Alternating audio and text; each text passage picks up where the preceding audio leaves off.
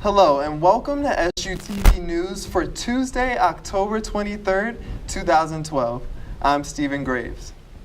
We start out tonight with coverage of the last presidential debate of the election season. Both candidates met at Lynn University in Florida last night to discuss numerous issues facing Americans. SUTV's political analyst Eli Motlin joins us now for a review of the debate. So thanks for joining us, Eli. Of course. Tell us what you thought was the ultimate theme of the debate and how you think it went. Well, Stephen, of course the debate theme was foreign policy, but the candidates still took every chance they could to talk about economic issues, as that is the number one issue come November 6th. So they both managed to get their points in economics, but still pretty much talked about foreign policy. Okay. From a student perspective, what do you think was the ultimate message that students should take away from it? Well, Stephen, I think that students should take away from the fact that both candidates are saying that they're going to, defend us in the future, basically. That's what the foreign policy debate relied heavily on, defense, the budget, sequestration. So they both emphasize that they will keep us safe as students, young people. We are the future of the nation. So I think that was the biggest thing that students could take away from it. Okay, and CNN had a poll. The poll was, the results of it were that there was no clear winner of the debate. Do you agree with that? I think so, Stephen. I think that when you look at most of the national polls that were conducted, most of them have Obama at a slight edge, but none of them, it wasn't a knockout. You're seeing pretty much an even debate. And I think after the second debate, which slightly went to Obama, but that first debate went heavily Romney, I think that you saw, if not a balanced debate performance, when you take all three into account, Romney coming out of the debates with a little bit of a better performance when you average them out. Okay. And lastly, do you think these debates ultimately will have a deciding factor for the outcome of the election? I don't think so, Stephen. These debates are geared towards getting those silver voters, those independents. You're trying to get those votes. And I don't think much was done to sway them either way. I think when you look at the polling, most people say that we're going to vote for Romney already. They're still going to vote for Romney.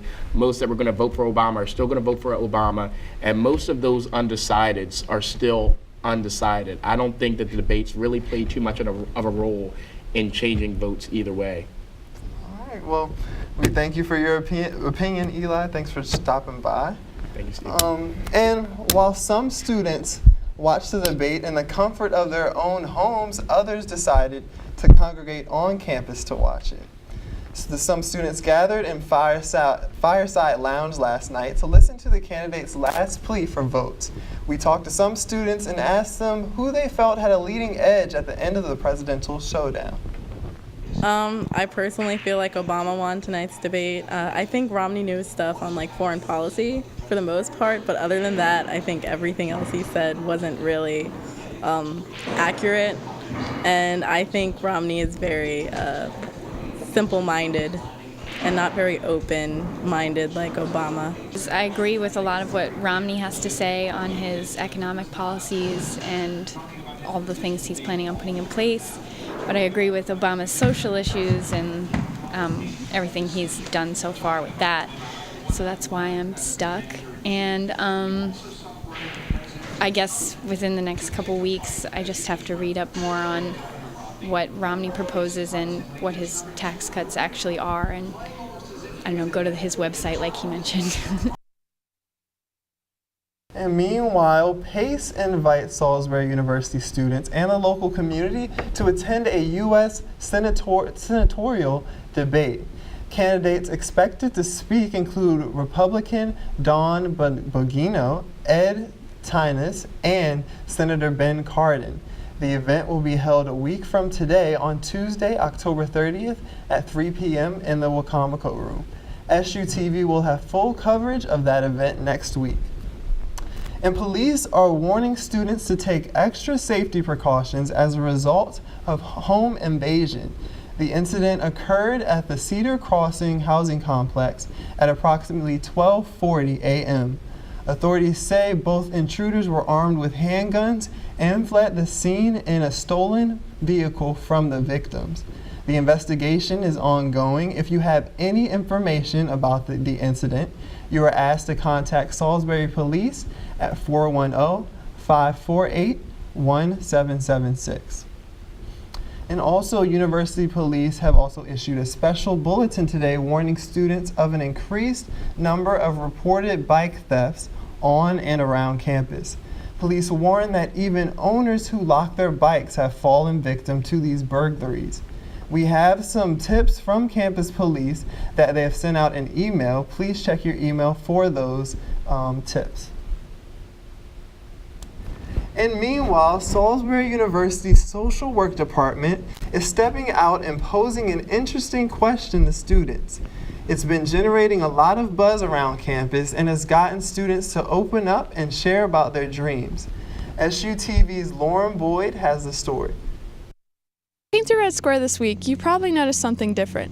The social work students of Salisbury University are asking you a question you've probably never thought about. What do you want to do before you die?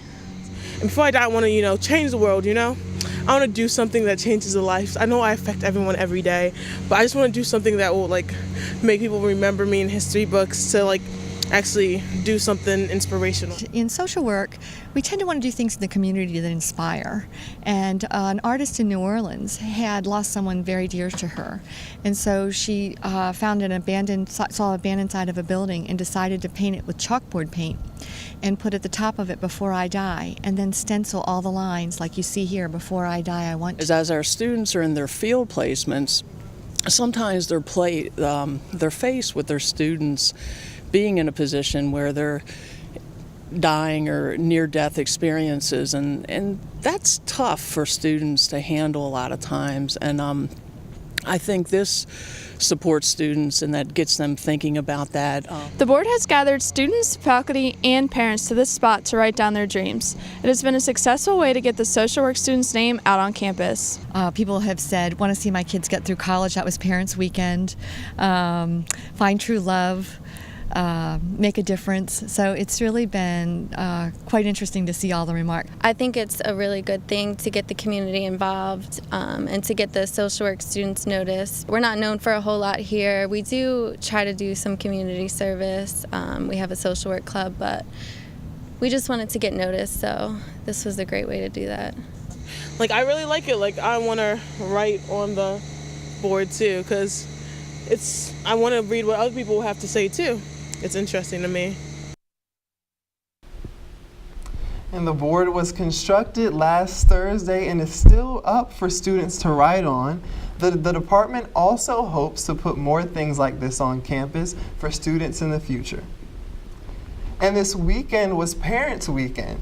This was a time for parents to not only visit with their children, but also an opportunity to participate in activities on and around campus, organized by the university. Erica Scrippa caught up with one of the parents that attended this weekend's football game.